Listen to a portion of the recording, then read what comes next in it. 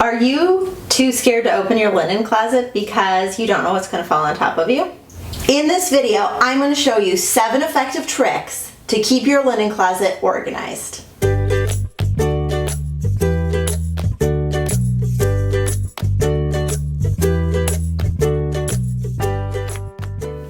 Hi, my name's Jessica and I am the Organized Mama.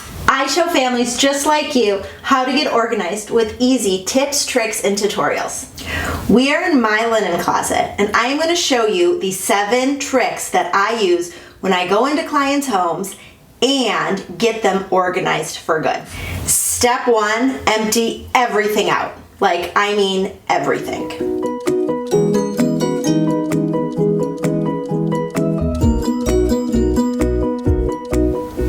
The second effective trick that you have to do when organizing a linen closet is make it look pretty.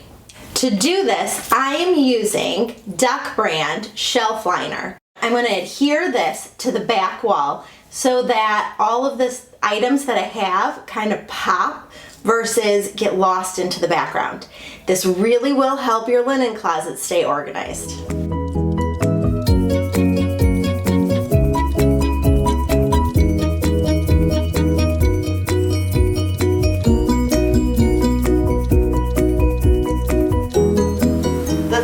Tip that the pros use when organizing a linen closet is to create zones. Those zones are where all of that one type of item is going. So for example, we would have one entire shelf just for towels. We would have another shelf just for supplies like Q-tips, the wipes, the flossers, all of those things.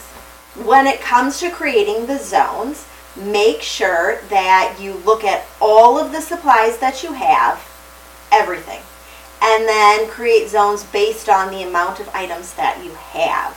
So if you have a lot of bath towels, then try and keep them all on one shelf and then do like hand towels or washcloths on a different shelf but together.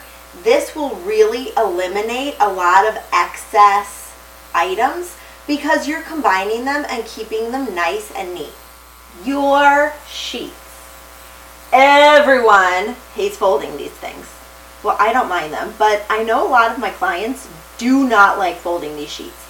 So what I think you should do is put them in a bin. Seriously, put all your sheets in a bin. Find a bin that's big enough to hold all of your sheets. I like binning off based on the size of the bed or who the bed belongs to. So our bed would get one bin. My kids' beds would each get their own. For storing in our linen closet, we only keep our master bedroom sheets in there. The kids' bedroom sheets are both in their bedrooms.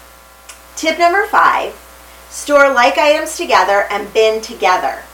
This is an easy way to create a subcategory within the zone of each shelf. What does that really mean? Okay, that means you have an entire shelf for products, right? And then within each subcategory, you have first aid, you have extra supplies, you have overstock. Then all of those items make sense on that one shelf, and you created a zone. Super easy. Don't forget to utilize door space. Depending on how deep your linen closet is, the door could be an amazing opportunity for extra storage for items that might not easily be zoned on the shelves, or for those frequently used items like hair supplies or medication. Give everything in your linen closet a home. So again, zone, subcategorize, home. So when you give everything a home, you don't have any unnecessary items stored in your linen closet. So where do you keep those extra items? You give them a different home in your house. It's that easy, but it does take some legwork on your part to make sure that you find an appropriate spot for them.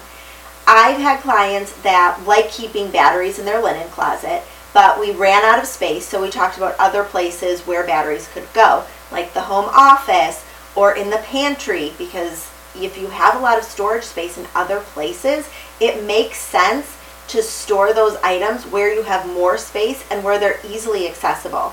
It's not always easily accessible to come all the way upstairs to grab batteries when you really need them downstairs on the main level or even in the basement. Finally, label everything.